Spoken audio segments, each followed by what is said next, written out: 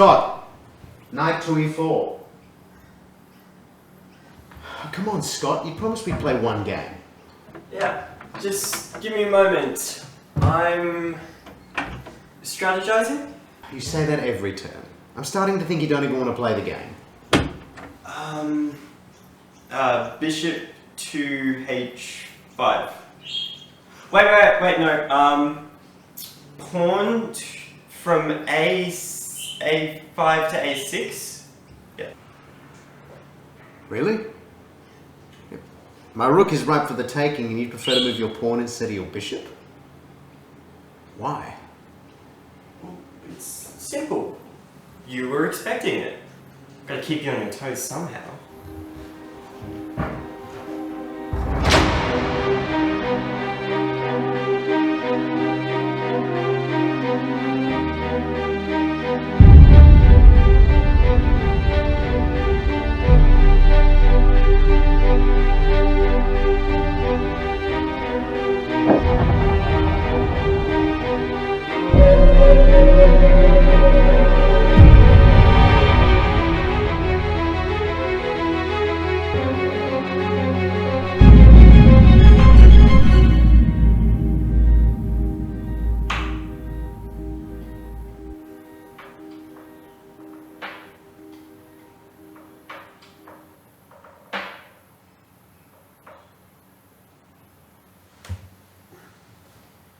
Do you believe in the concept of good and evil?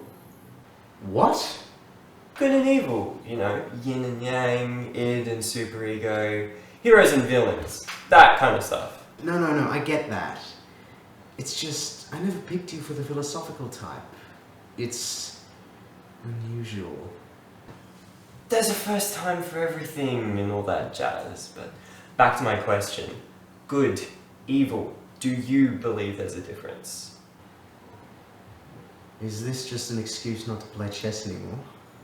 Oh, no, of course not. If anything, this is chess. What? Well, when you think about it, chess has two sides, you know? White and black. Good and evil. Bad guys wear black. Clint Eastwood wears white. But when you think about it, they're the same. You know, the same pieces, same movesets. They're both just trying to keep the king alive and to stay on the board. And it's just like real life. You know, everybody thinks that they're the good guy and that the people who oppose them are bad, but that's not the case. Really, they are just the same as us, but with a different perspective on what is good. So if everyone disagrees on what is good or evil, how can we have objective morality? What about murder? Could you not consider that morally wrong? I mean, people go to jail for it after all. Legally wrong, sure, but the question is morality. The majority of people who have killed someone believe they had done so for a good cause. Just because we think it's wrong doesn't necessarily mean that they do. Okay. But the majority would agree that murder is generally wrong. So, morality based on opinion of the masses. Even if the masses believe that murder should be acceptable? Yeah. Wait, no. Look, I don't know. Look, you're twisting my words.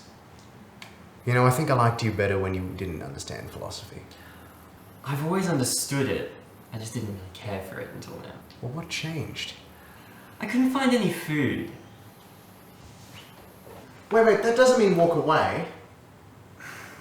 Still your turn.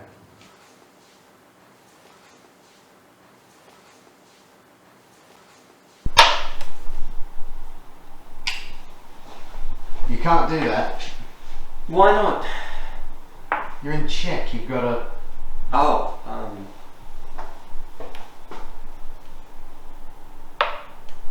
about it?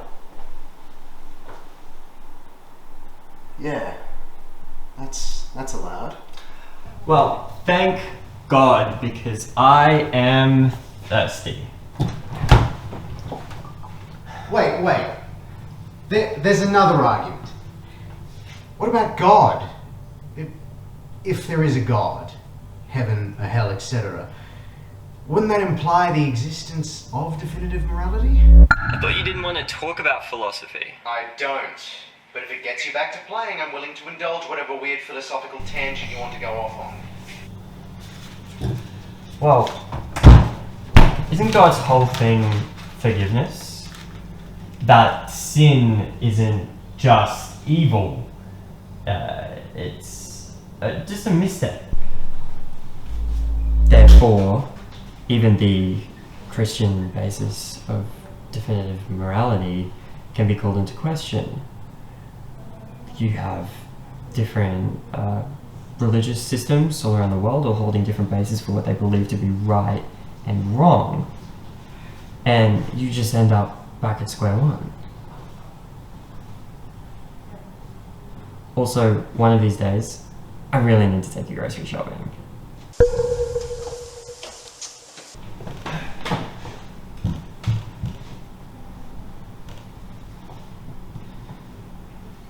So if there is no such thing as objective morality,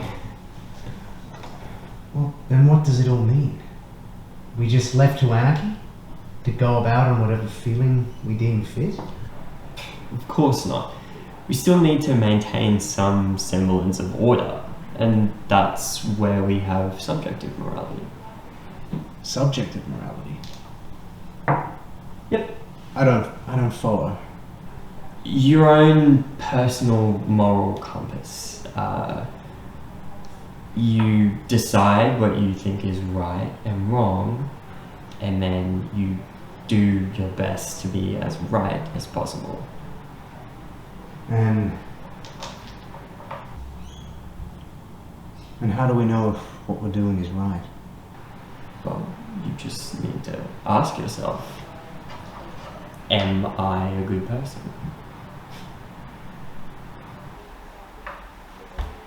And that's checkmate. So it is. Good job. Well, I learn from the best. See you around, Derek. Thanks, Scott.